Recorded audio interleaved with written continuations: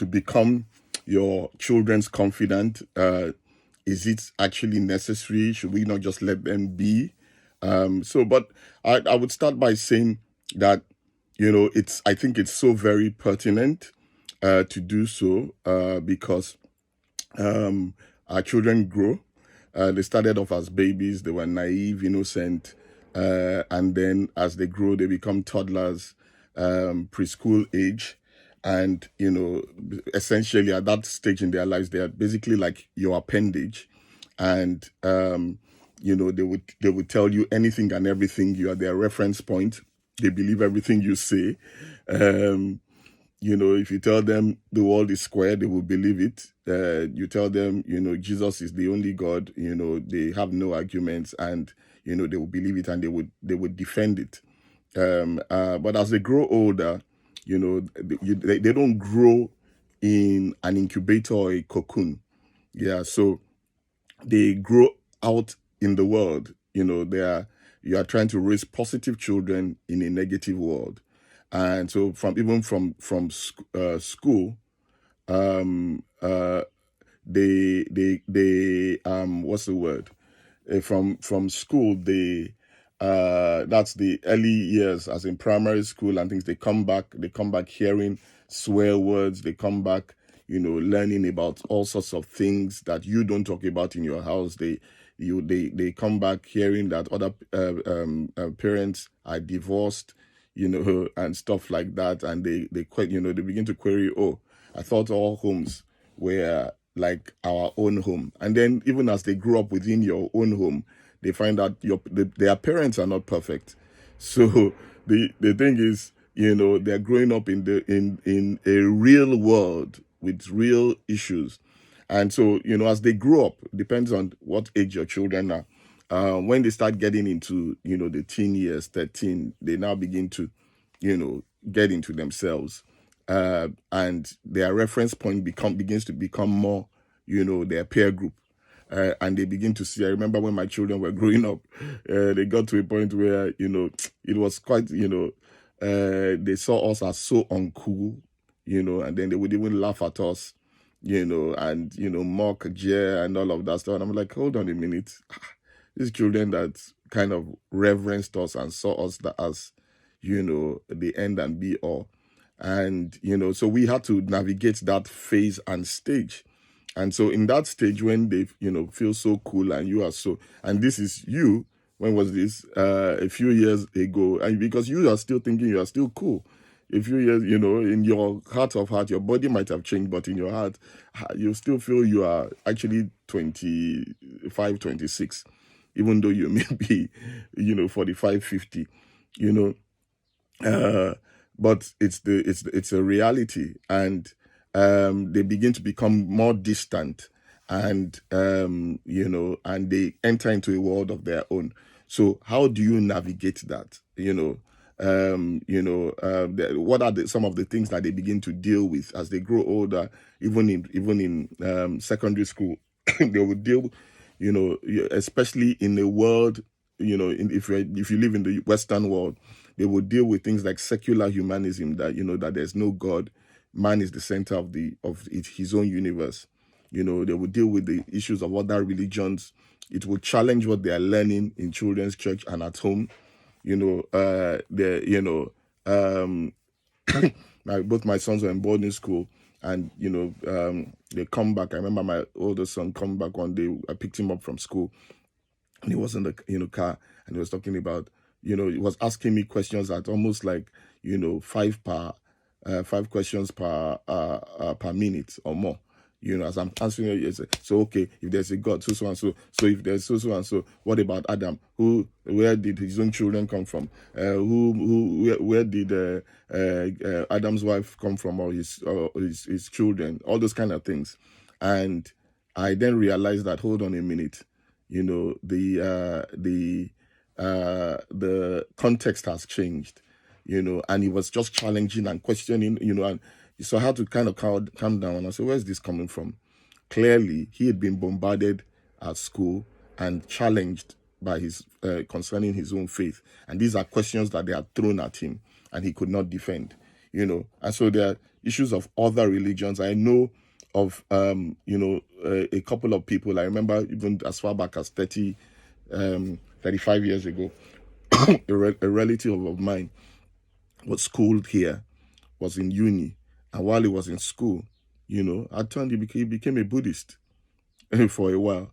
This guy, but he actually went to Oxford University, and he converted into Buddhism. This is a Nigerian child, and I know of another one, close friend, whose child has now converted to radical Islam. Really strange. I mean, my sister actually went to school with one of the people who were convicted for radical. We went to school with the mother of one of the people who committed a very, ghastly crime.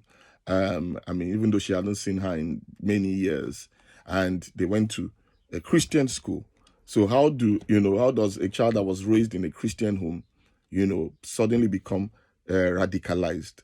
Then you have other things like pornography, sex. And when I say pornography, all sorts. You'll be amazed the kind of things people are exposed to today. Sex before premarital sex. These are we cannot bury our heads in the sand and people think or behave like as though these things are not happening to our children. They are not faced, the fact that they are not talking about it, they could come home and look mute, and like as though, doesn't mean that they are not faced with it. Even if you haven't heard about it yet, I always want to try to have these people are exposed to it. The question is, are they doing it? Not that you should suspect them and harass them, but this is where you need to be very prayerful, and really we need to depend on the Holy Spirit. Raising children is warfare, not warfare with them. No, you're not fighting them, but it's spiritual warfare. And the issues, of sexual perversion, deviation, the various kinds out there, which, society is trying to normalize, but that's a different thing. But because of our faith, we know what our Bible teaches. But they are living in a context where, it's seen as normal, and then there are issues of dealing with depression, suicide. In recent times, we've had spate of even people that we grew up with who their children committed suicide, and stuff like that. So we can't say these things are not real. And most of these things I've spoken about are spiritual. They have their roots. Okay, they have their roots. They have their roots in in the supernatural realm. So we need to what's the word? Be aware of these things. We've been talking about supernatural shift. How does this apply? How does it apply to our day-to-day life, our parenting? These things are key, very, very key, because you need it for daily living, parenting, marriage, your work life. You need to be spiritually sensitive. You need to be able to hear God. You need to be able to pray. You need to be able to bind the strong man around your children. They'll be strong. You need to break patterns. Many of you would see the things that you used to your parents used to reprimand you about, punish you, and all of that stuff being repeated in your children. Hey, you have the same genes and you have the same similar propensities, and you're like, oh, this is what my dad was dealing with me on. So the question is, how do you navigate those things, both spiritually in prayer and also practically by engagement? There's also drugs. Don't be fooled. There are all sorts of drugs out there, from cannabis to cocaine to nitrous oxide to ketamine to ecstasy, also amphetamines. Look, listen to this. Do not be you have to be aware. You have to, and when I say aware, the Bible says to watch and pray. You have to pray, watch physically, and watch prophetically. Then there's the occult. When I say the occult, there's witchcraft, there's new age, there are all sorts of things out there. that, books, there are books on these things. There's the Ouija board that, you see, you are busy in church praying and doing warfare, binding the whatever from this and all of that stuff. Meanwhile, I always see it like as though, almost like as though, many of us parents are so oblivious to many things that we, from even when our children were at a young age, toddlers, we're in church, we're busy in church, really doing our own thing, trying to get our breakthrough. Well, and so it's almost like as though you're playing football and you are in the attack, the attack half of your opponent's half, but you are not manning your goal post. Yeah, and so Satan sees a free for all, as it were, and and so you see sometimes, we are, because you are not praying, you are not sensitive. Yeah, God can reveal when your child is about to be molested, is being abused, bullied, harassed, and you don't know about those things. I'm telling you, God does reveal stuff. I've spoken about when one time I was praying. Maybe I'll talk about that later. But I was praying at home with a group of people, and as I was praying, in the middle of the prayer, I would pray for an hour, 2 hours. All of a sudden, I just felt a direction to start praying for my son. He was in primary school then, maybe about 8 years old, 9, and about 5-10 minutes after my prayer, I got a call from his school, and that he just had a terrible accident playing rugby.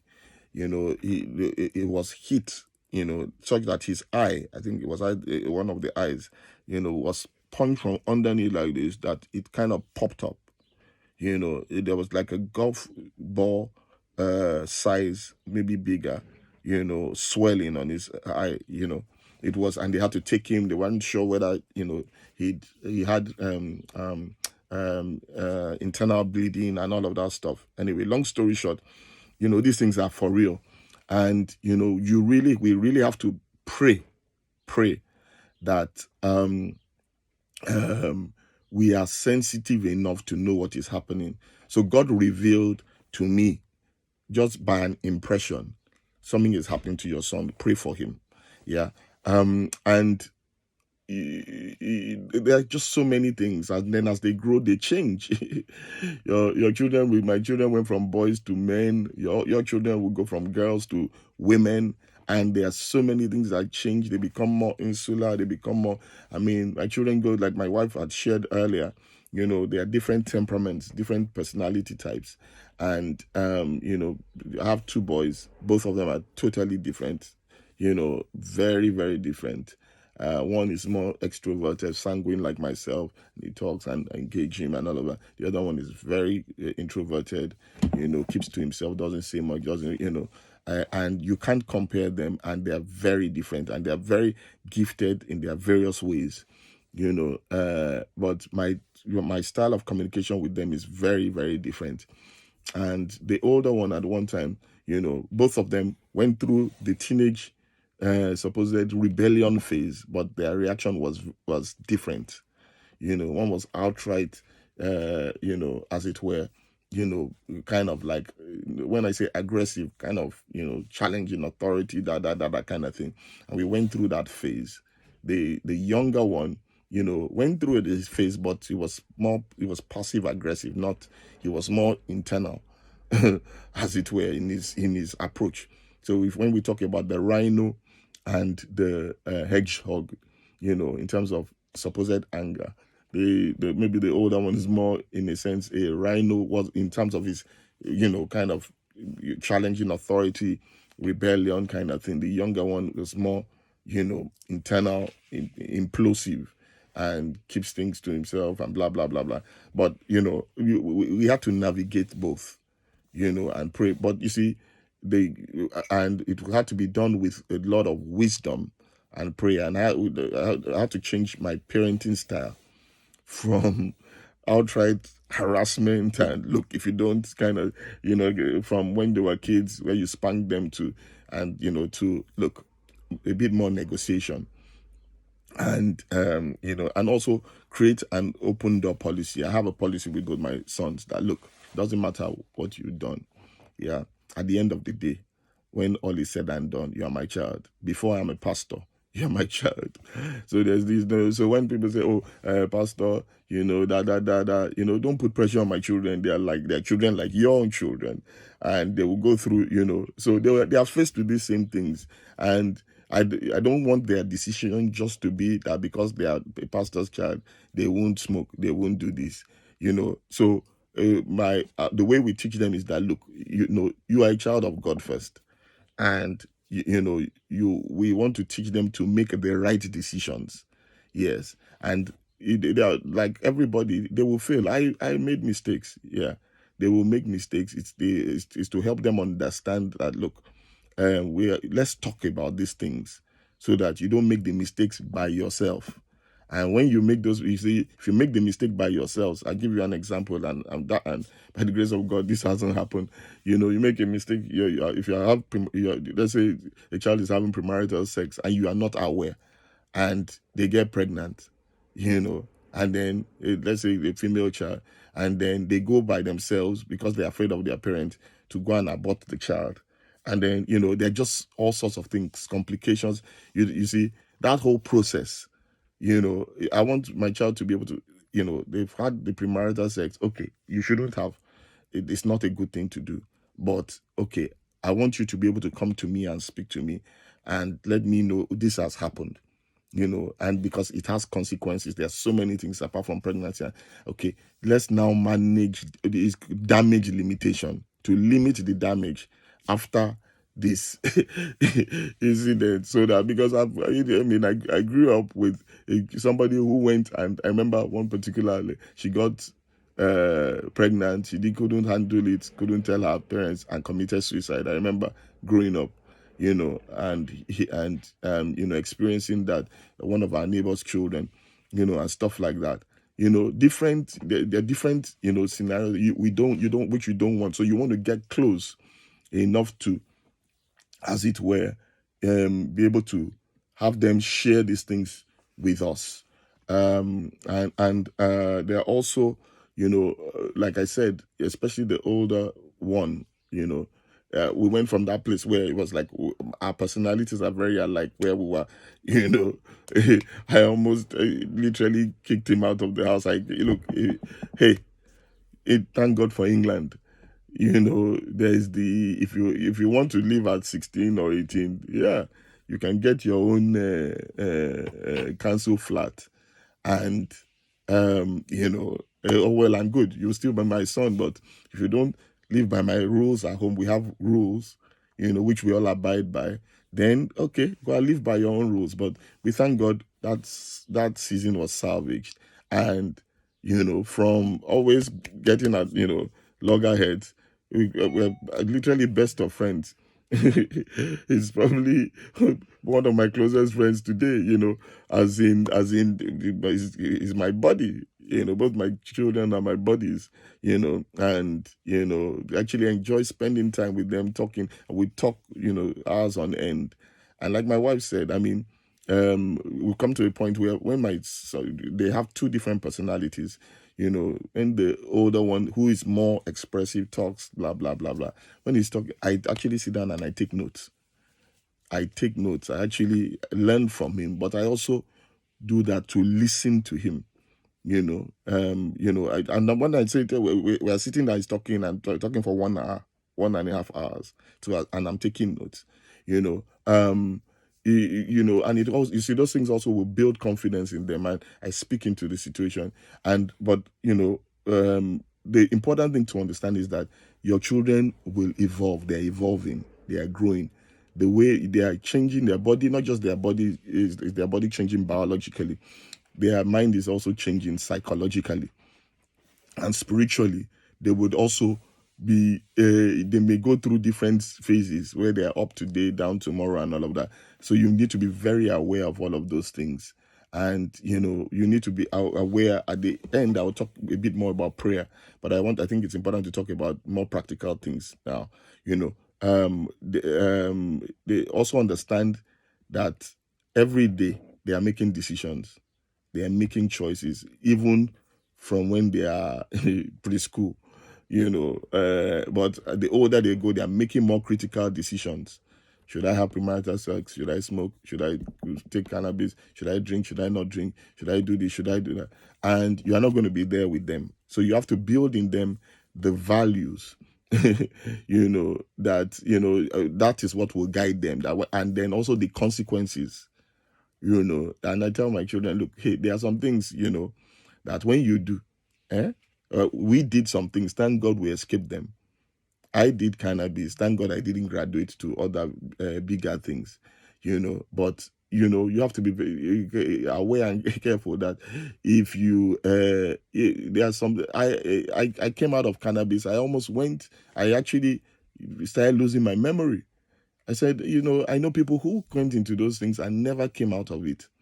I have friends who ended up in psychiatric hospitals. I have friends who are still on drugs today, and all of that. So, it's helping them to understand those consequences, and also we want to get to a point, as I begin to close by saying, where you become your children's friend and mentor. You become your children's friend and mentor, but it doesn't come by harassment, intimidation. It has to be earned, because trust has to be earned. I think my children know that, they've come to a point where they trust me enough that, look, if they share anything with me in confidence, I won't even share it necessarily with the other child, and like I said, I have a policy that, look, if you tell me the truth, it doesn't matter how bad it is that you murdered somebody, or God forbid, if you tell me the truth, then I will not, you will not see my wrath. You get, because you are what it is that you have told me the truth, and it's come from you. If I find out from somewhere else, or God reveals it to me, if you deceive me, that is where I will have a problem with you. So I have a policy of, if you are transparent, then okay, I may be unhappy, but then you don't get the weight of my, But if you come up with it, because I'm trying to build honesty, sincerity, and transparency. Those are perhaps my most important values, But deceit, if I can't hack, and so. By the grace of God, both of them know, because over the years they've done their thing and things, and then they've been able to come up with that. Okay, this went, it didn't quite go the way it should have gone. Blah blah blah blah. Yeah. So, but I embrace them. I would tell them, hey, I could reprimand them at the time, but at the end of it, they know I'm fighting on their side. I'm on their side. And I want to close out by talking about the spiritual, as in prayer. You cannot many times people use prayer as a punctuation. Say, oh, so okay, I'm then pray. No. Prayer is, when we speak about the supernatural, look, there's no place you will need the supernatural more, as far as I'm concerned, than in the area of parenting and marriage. Because you're dealing with demonic influences on human will. Yeah, there are times that I have had to pray my children out of certain seasons, or out of certain places, out of certain navigate them out of certain things. I actually see this COVID-19 thing as a blessing in disguise, in a way that, hey, hold on a minute. Sometimes we complain about certain things, but do we know why God allowed our children to be at home with us now? It could actually be an answer to some of us prayers. And so what I'm saying is, you have to be very prayerful, but don't be so prayerful that you're so heavenly useful and earthly useless, and your head is in the sky and you can't see what is going around here. But don't be so practical that you are so earthly useful and heavenly useless. I've shared over the years about how, from praying, God shows me a dream about something happening in their school to precision. Tony, I saw so and so and so and so. This person was writing this, that. Daddy, you saw that? How did you see that? I thought nobody, only the principal knows that. And this person said, well, yeah, there's a God that sees all. And your dad has a relationship with that God. At certain times, Tola, I feel God just tells me, call your son now. And that time I call, is the time that a critical decision is about to be made, and things like that. And listen to this, you don't have to have angelic visitations or trances or anything, or even dreams. You'll be amazed that prayer, will open you up to, what we call promptings that you are not even, your mind is not aware of. You will walk into things, you will hear, it will expose things to you. There are times that prayer could expose, allow them leave something lying around, or mistakenly send a text to you they're supposed to send, they wanted to send to somebody else. Prayer will make somebody call you who they didn't want to call you. There are just so many scenarios that God uses. So it's about watch and pray. Watch and pray. I believe very strongly, with all of this, in summary, there's so much that can be said, but hey, it's not all inclusive, neither is it conclusive, but I think you have enough materials to work with, and God will help and guide you, and by the grace of God, God will help you successfully parent positive children in a negative world. Okay, God bless you. Any questions, any comments, any any thank you. So Pastor Beams is joining us right now. Okay, hello everyone. I'm sure that was a really instructive time for you. Because we've been online now for 2 hours, we're going to take a 5-minute break. I know that we have lots of questions that people want to ask, and people have been sending questions in. And that's going to be our final session. When we come back, we're going to have a panel and a Q&A. So please don't go far, but we're going to take a 5-minute break now. So stay online. Don't log off. The team are going to put on a nice song for us. So this is your time to go grab a drink, have a comfort break, and come back in 5 minutes. So it's 16:08 now. So we'll be starting again at 15:15. So 7 minutes. My day want to ask me some questions. You're part of our panel, Pastor Schultz. Really? I didn't think so. Now you know. Okay. Right? So come back. Come back at 4:15, and we'll be back in time for our next session. So enjoy your short break. All right. Thank you.